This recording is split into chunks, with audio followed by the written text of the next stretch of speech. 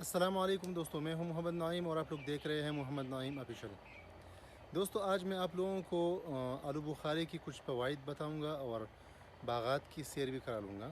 آپ لوگ ویڈیو آخر تک دیکھیے اور اگر ویڈیو پسند آئے تو ویڈیو کو لائک بھی کر دیجیے اور شیئر بھی کریے، اور جن دوستوں نے ابھی تک چینل کو سبسکرائب نہیں کیا ہے تو وہ چینل کو سبسکرائب کریں اور ساتھ میں بیل آئیکن کو بھی دبا دیں تاکہ ہر آنے والی نئی ویڈیو آپ لوگوں کو بآسانی مل سکے۔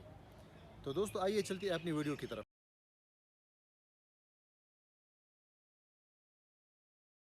ایسے تو موسم گرما میں بہت سارے پھل کھانے کو ملتے ہیں، انہی میں سے ایک آلو بخارا بھی ہے جو سائز میں چھوٹا مگر فوائد میں اس کی فہرست بڑی طویل ہے۔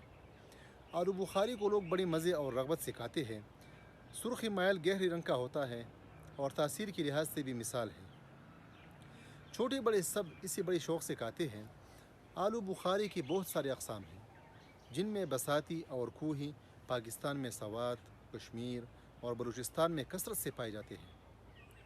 مزاج میں سرد ہوتا ہے اور ایک دن میں 15 سے 20 دانوں تک کا استعمال کیا جا سکتا ہے۔ طبی فوائد میں میٹھا آلو بخارا ہلکا جلا اور ہوتا ہے اور آنتوں میں پسرن پیدا کرتا ہے۔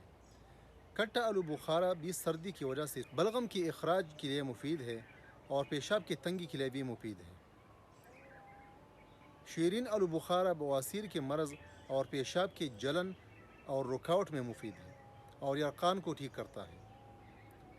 پھیکی رنگت والے افراد کے لیے فائدہ مند ہے، خون کی کمی کو دور کرتا ہے، دل کے دھڑکن کو اعتدال پہ رکھتا ہے، بھوک بڑھاتا ہے، آنتوں کے افعال کو درست کرتا ہے اور بدن سے فاسد مادے خارج کرتا ہے۔ اس کے علاوہ چہرے کو شاداب کرتا ہے اور خون پیدا کرتا ہے اور قبض کشا بھی ہے۔ آلو بخاری کا شربت انتہائی ذائقہ دار اور تسکین قلب ہوتا ہے۔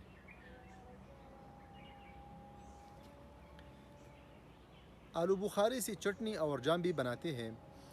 خون بنانے کے ساتھ ساتھ دوران خون کو بھی بہتر کرتا ہے۔ آلو بخاری کے پتوں کا جوشاندہ بنا کر اس سے غرارے کرنے سے نزلے کو روکا جاتا ہے۔ مادے میں نفخ یعنی پختگی پیدا کرتا ہے۔ اس کے علاوہ آلو بخارا کینسر میں بھی مفید ہے اور پیشاب میں شکر کی مقدار کو بھی کم کرتا ہے اور کثرت پیشاب کو بھی کم کرتا ہے۔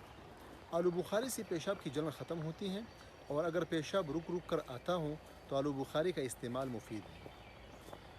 آلو بخاری کو ہمیشہ دھو کر استعمال کرنا چاہیے اور اسے کھانے کا زیادہ مناسب وقت دوسری پھلوں کی طرح کھانے کے بعد کا ہے، اس لیے کھانے کے بعد کھانا چاہیے اور سرطان کے مریضوں کے لیے بھی مفید ہے، اس لیے ہمیں آلو بخاری کا استعمال لازمی کرنا چاہیے۔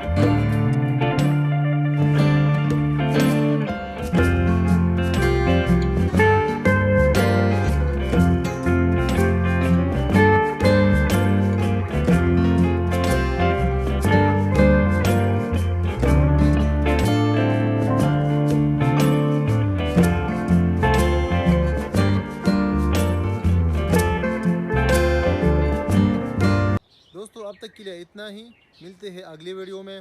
اپنا بہت سارا خیال رکھیے گا۔ اللہ حافظ۔